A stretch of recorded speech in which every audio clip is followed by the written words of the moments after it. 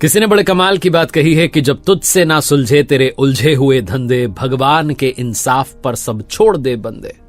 खुद ही तेरी मुश्किल वो आसान करेगा, जो तू ना कर पाया तेरा भगवान करेगा। नमस्ते, मैं हूं आरजे कार्तिक। एक बड़ी छोटी सी कहानी है गांव में रहने वाले किसान की, जिसे अपनी बेटी की शादी करनी थी। शाम में मेहमान जो है उसे देखने के लिए आने वाले थे, लड़के वाले आने वाले थे। और बेचारा किसान जो है वो इस बात से परेशान था कि उसके पास पैसे नहीं थे, शाम में दावत का इंतजाम करना था। हताश निराश अपने खेत में जाकर के देखता है, सिर्फ 3 लौकी उसे मिलती है।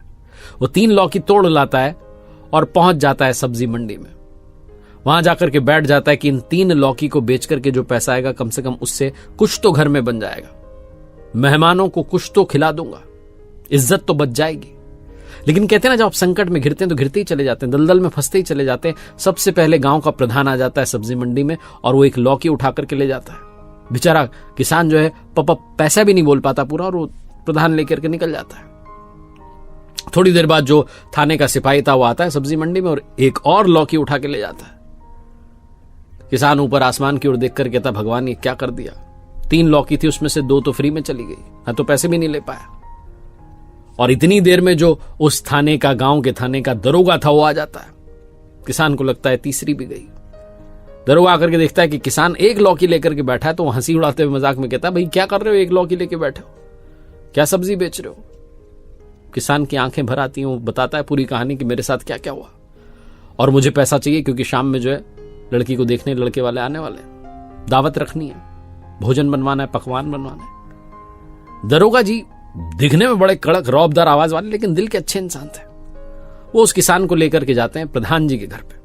प्रधान जी की पत्नी जो है लौकी काट रही थी, भोजन बनने की तैयारी थी। तो दरोगा जी कहते हैं, हाँ जी लौकी कहां से लाए।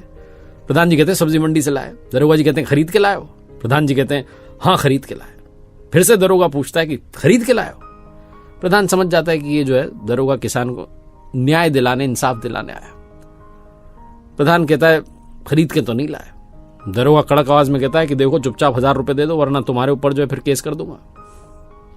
वहां से 1000 रुपए जो है प्रधान जी से दिलवाता है दरोगा किसान को, और अब जो है थाने लेकर के जाता है। बोले, बताओ, इन सिपाहियों में से खड़ा कर देता लाइन से, बताओ इनमें से कौन था जिसने तुम्हारी लौकी जो है ली थी। किसान बेचारा इशारा करता है। उस सिपाही को डांटते दरोगा कहता है, 1000 रुपए दो वापस, 2000 रुपए। वो कहता है, 1000 रुपए एक लौकी के। बोले, हाँ तुमने पाप किया, प्रायश्चित करो। 2000 रुपए अब किसान के पास आ जाते हैं। दरोगा जी उसे लेकर के बाहर की तरफ जाते हैं। किसान की धड़कनें तेज हो जाती हैं, कहीं ऐसा ना हो कि दरोगा 2000 रुपए भी ले ले और ये एक लौकी बची है भी ले ले।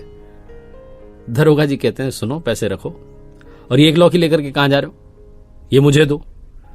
किसान कहता है, हाँ ये आपके लिए मेरी तरफ से तोहफा। बोले, नहीं तोहफा वोफा नहीं, ये 1000 रुपए मेरी तरफ से भी लो, इस वाली लौकी के। अब 3000 रुपए तुम्हारे पास में, जाकर के घर पर पकवान बनवा लो, इंतजाम करो दावत का।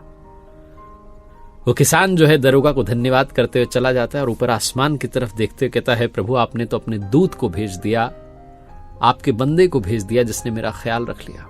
बहुत छोटी सी कहानी है जो ये बताती है कि हमारे जीवन में भी ऐसे देवदूत आएंगे। अगर हम विश्वास बनाए रखेंगे तो संकट का दरिया पार होगा। वो सारी मुश्किलें आपकी हल कर देगा। जब आपसे नहीं होता तो भगवान कर देते हैं। इसलिए भरोसा बनाए रखिए, विश्वास बनाए रखिए। ये कहानी यही सिखाती है।